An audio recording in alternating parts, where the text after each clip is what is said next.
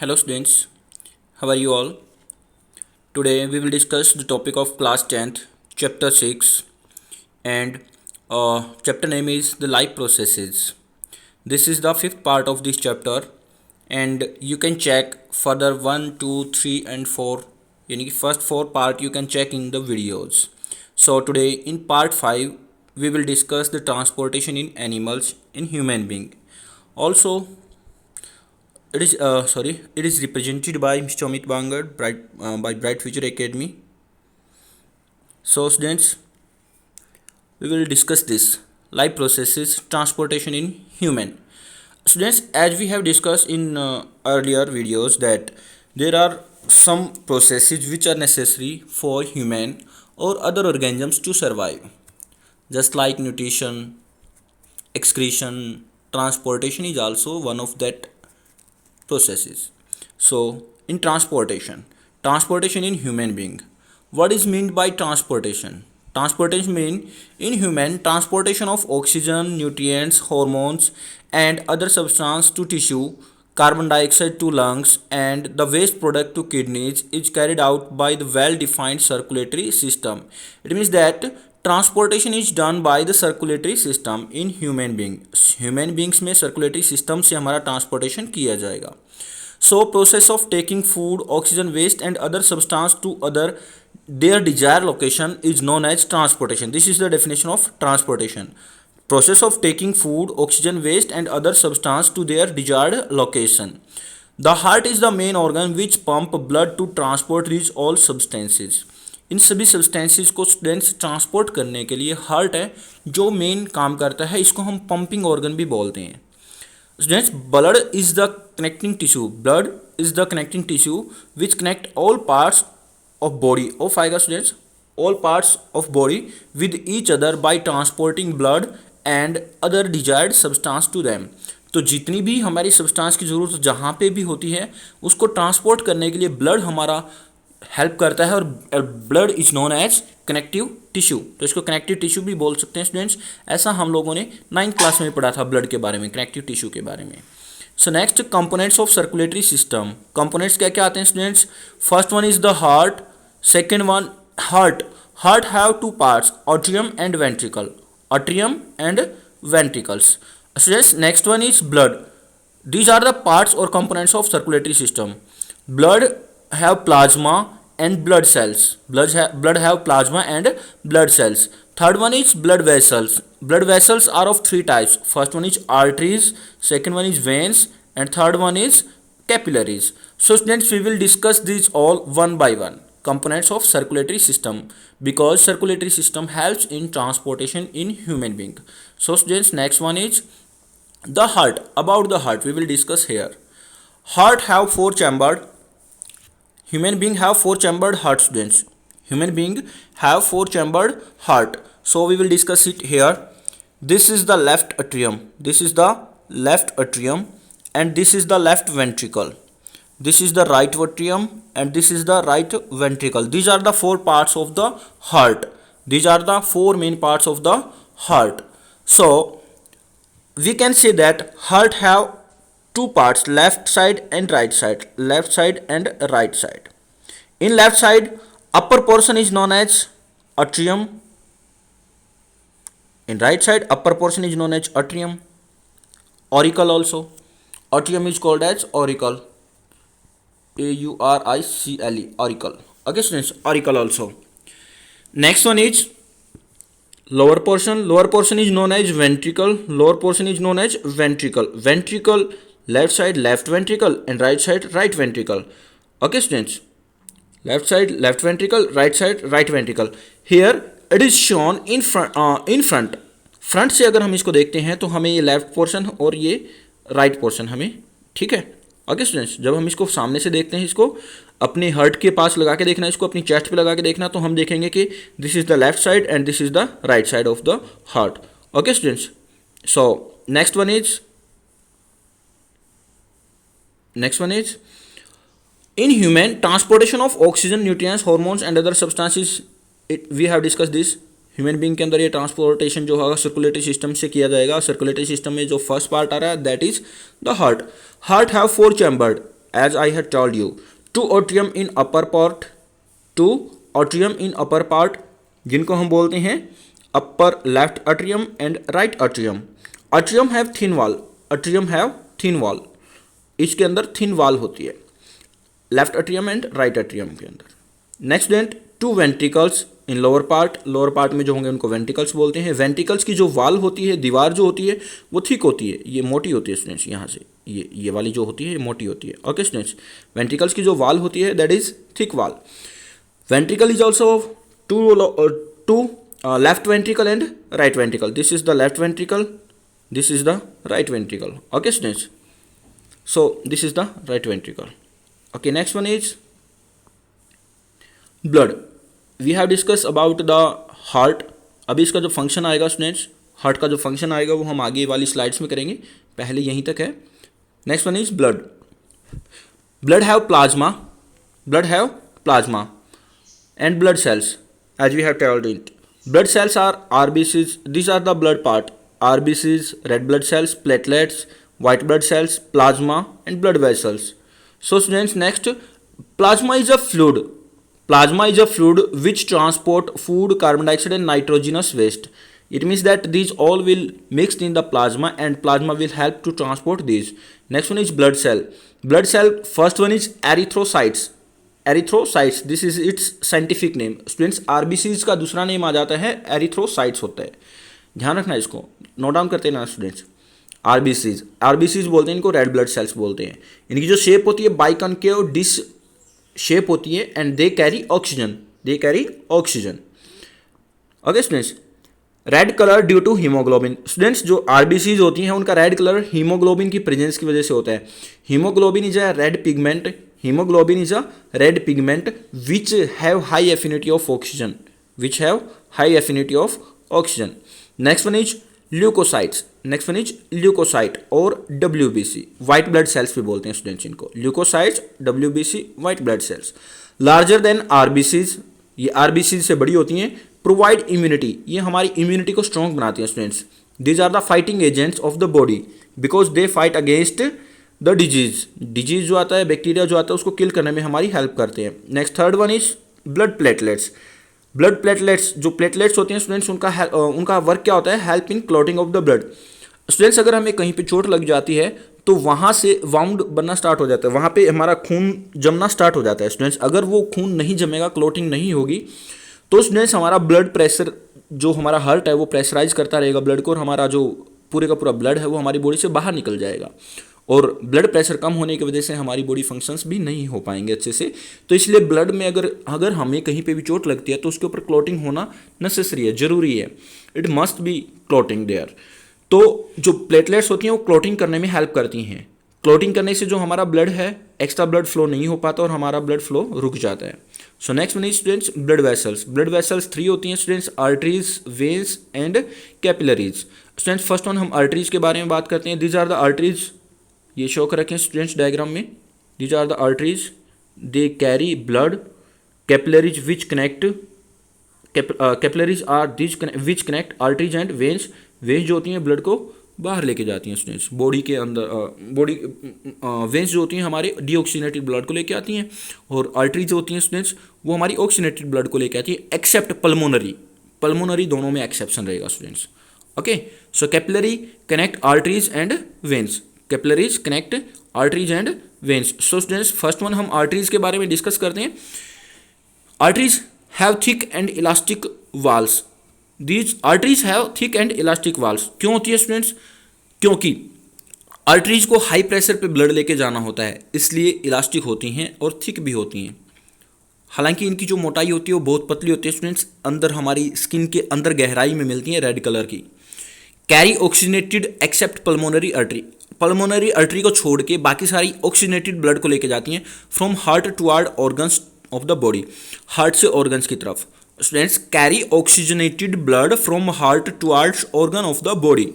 Body की organs के पास लेके जाएंगे, यानी कि हार्ट से लेके जाने का काम कौन करती हैं? आर्टरीज करती हैं, लेकिन पल्मोनरी आर्टरी को छोड़ के, क्योंकि स्टूडेंट्स पल्मोनरी आर्टरी का एक्सेप्ट कुछ अलग फंक्शन है.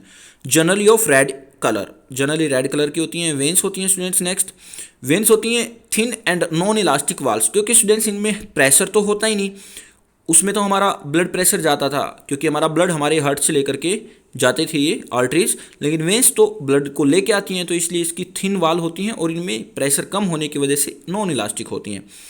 Carry deoxygenated blood from body to heart, deoxygenated blood को बॉडी से हार्ट के पास लेके आएंगे, लेकिन except pulmonary vein, pulmonary vein को छोड़ के। Pulmonary vein is known as sorry, pulmonary vein को छोड़ के, क्योंकि पल्मोनरी वेन जो होती है स्टूडेंट वो ऑक्सीजनेटेड ब्लड लेके आएगी लंग से हार्ट के अंदर लेफ्ट साइड में। Next C is capillaries, capillaries one cell thick vessels, these are the tubules, बहुत पतली पतली ट्यूब्स होती हैं जो हमारी एक सेल से भी पतली होती हैं। Connect arteries and when in different organs of the body, हमारी डिफरेंट डिफरेंट जो ऑर्गन्स होती हैं उनमें हमारी कनेक्ट करती हैं आर्टरीज एंड वेन्स को, ताकि वो आपस में ब्लड को एक्सचेंज कर सके। मैकेनिज्म ऑफ ब्लड सर्कुलेशन, तो स्टूडेंट्स जो ब्लड का सर्कुलेशन होता है उसको देखेंगे हम। Into left side of the heart, left side में क्या होगा स्टूडेंट्स वो पढ़ेंगे। एक क्वेश्चन आता है स्टूडेंट्स यहाँ से डायग्राम में से, मोस्ट इंपॉर्टेंट क्वेश्चन है स्टूडेंट्स, ध्यान से सुनना, most important question. This name the main artery, aorta, कौन है main artery, aorta. Name the main vein, name the main vein, vein आएगी students vena cava vein, vena cava vein, VENA, vena cava vein students, ये यहाँ पे आएगी vena cava when. Okay, ध्यान रखना इसको, it is the important, it is the important. यहाँ से क्वेश्चन आता है स्टूडेंट्स, ये वेना कावा वेन होती है, ये वाली जो है वेना कावा वेन होती है। ओके, नेक्स्ट स्टूडेंट हमें लेफ्ट साइड में देखना है कि लेफ्ट साइड में क्या होता है ब्लड सर्कुलेशन के दौरान। So first, oxygenated blood from lung enter the left atrium by pulmonary vein, तो जो पल्मोनरी वेन होती है इसके थ्रू हमारा ब्लड लेफ्ट एट्रियम के अंदर एंटर कर जाता है। Okay students, next one is left atrium relax to collect the blood, और जो लेफ्ट एट्रियम होता है स्टूडेंट्स ये वाला पोर्शन, ये हमारे ब्लड को कलेक्ट करने के लिए रिलैक्स होता है ताकि इसके अंदर मैक्सिमम ब्लड फ्लो हो सके। फिर आगे क्या होगा students, left atrium contract and left ventricle collect the blood, फिर ये कॉन्ट्रैक्ट हो जाएगा लेफ्ट एट्रियम और जो हमारा ब्लड है वो लेफ्ट वेंट्रिकल में चला जाएगा और लेफ्ट वेंट्रिकल ब्लड को कलेक्ट कर लेगा। Left ventricle contract and blood is pumped out to body by main artery called aorta. Students अभी बताया था मेन आर्टरी का नाम, मेन आर्टरी का नाम क्या है, ऑर्टा। मेन आर्टरी का नाम क्या है स्टूडेंट्स, ऑर्टा। तो जो लेफ्ट वेंट्रिकल है, लेफ्ट वेंट्रिकल कॉन्ट्रैक्ट करेगा और हमारा ब्लड जो है मेन ऑर्टा या मेन आर्टरी के थ्रू हमारा पूरी बॉडी के अंदर ट्रांसपोर्ट हो जाएगा, that will transport into the complete और whole the body. Next second, this is the most important part, bicuspid valve, bicuspid valve students, this is the bicuspid valve, this is the bicuspid valve। Okay students, ये क्या होती है bicuspid valve, जो ये इधर से दिखा रखी है, इधर से दिखा रखी है, bicuspid valve होती है students. bicuspid valve is present between left atrium and left ventricle to prevent back flow of blood. Students जब लेफ्ट वेंट्रिकल हमारा कॉन्ट्रैक्ट करता है ना, उस टाइम पे हमारा ब्लड यहाँ से वापस ना जा सके, लेफ्ट रिवर्स डायरेक्शन में फ्लो ना हो सके, इसलिए हमारी बाइकस्पिड वाल्व प्रेजेंट होती है ताकि जब हमारा लेफ्ट वेंट्रिकल कॉन्ट्रैक्ट करे तो ये वाल्व बंद हो जाए। Okay students, this is the bicuspid valve present in between left atrium and left ventricle. Okay students, याद रखना इसको, this is the important, MCQ में आ सकता है। अब जो मैकेनिज्म ऑफ ब्लड सर्कुलेशन है राइट साइड में क्या होगा हार्ट में, राइट साइड में स्टूडेंट्स वही है, मेन आर्टरी थी, सॉरी मेन वेन थी जिसको हम वेना कावा वेन बोलते थे, यहाँ से राइट एट्रियम है, फिर राइट वेंट्रिकल है। तो स्टूडेंट्स क्या है देखिए, next, deoxygenated blood from the body enter into the right atrium by vena cava vein, vena cava vein से हमारा जो ब्लड है पूरी बॉडी से लेके आया जाएगा और हमारी बॉडी के अंदर एंटर कर जाएगा।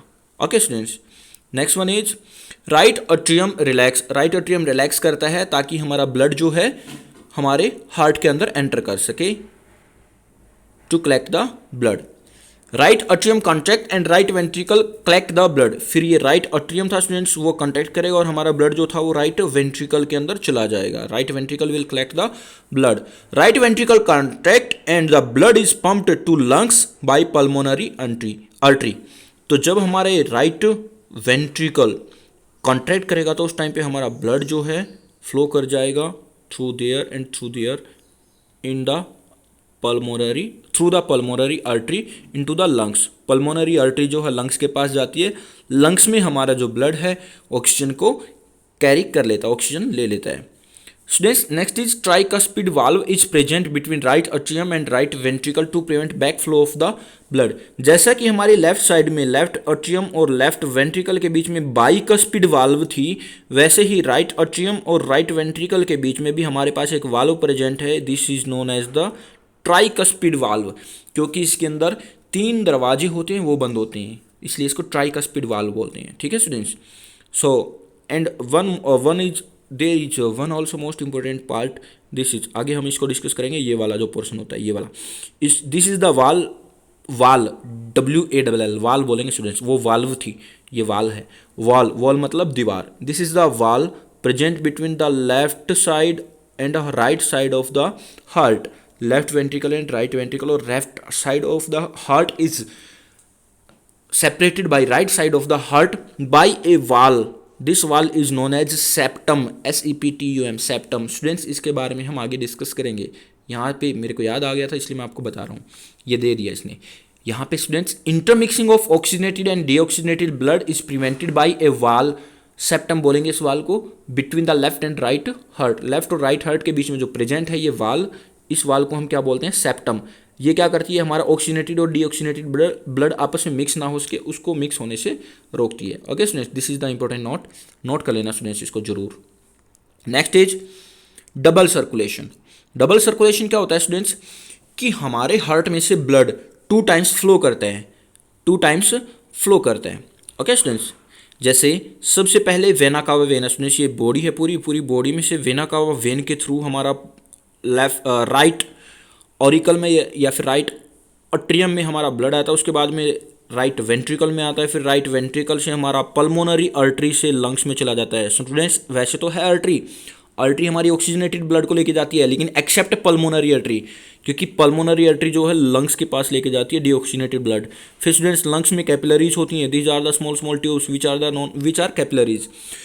तो कैपिलरीज के थ्रू हमारा ब्लड ट्रांसपोर्ट होता है, और ये लंग्स के अंदर हमारा कैपिलरीज इसको कनेक्ट करने का काम करती हैं, आर्टरी और वेन्स को। फिर वहाँ से हमारी पल्मोनरी वेन के थ्रू हमारा लेफ्ट साइड में, हमारे लेफ्ट हार्ट में आ जाता है, लेफ्ट आर्ट्रियम में आ जाता है, इसको ऑरिकल भी बोला जाता है। तो लेफ्ट आर्ट्रियम से फिर लेफ्ट वेंट्रिकल से फिर से हमारी पूरी बॉडी के अंदर ओर्टा से पूरी बॉडी के अंदर ट्रांसपोर्ट हो जाता है। तो स्टूडेंट्स जैसा कि हम लोग फिर ये पूरी बॉडी में से फिर से वही डीऑक्सीजनेटेड ब्लड हो जाएगा, डीऑक्सीजनेटेड ब्लड फिर से हमारे पास आएगा, ऑक्सीजन कैरी करेगा, ऑक्सीजन कैरी करके फिर से हार्ट में से पूरी बॉडी के अंदर ट्रांसपोर्ट हो जाएगा, फिर से डीऑक्सीजनेटेड हो जाएगा, फिर से कंटिन्यू प्रोसेस चलती रहेगी। तो हमारे हार्ट में एक बार ब्लड आया लेफ्ट साइड, एक बार ब्लड आया लेफ्ट साइड, और एक बार ब्लड आया राइट साइड।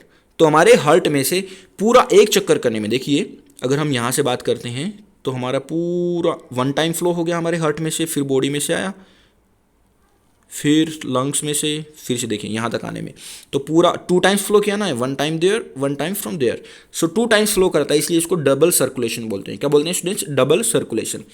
तो in vertebrates blood goes through heart twice during each cycle. हर साइकिल के अंदर, हर एक पूरा कंप्लीट साइकिल करने के अंदर 2 टाइम्स हमारा हार्ट में से ब्लड फ्लो करता है, इसलिए इसको डबल सर्कुलेशन बोलते हैं। It is called as double circulation. Important definition है students, double circulation. Next some points to remember. First one is human being have 4 chambered heart to fulfil high energy demand by separating oxygenated and deoxygenated blood.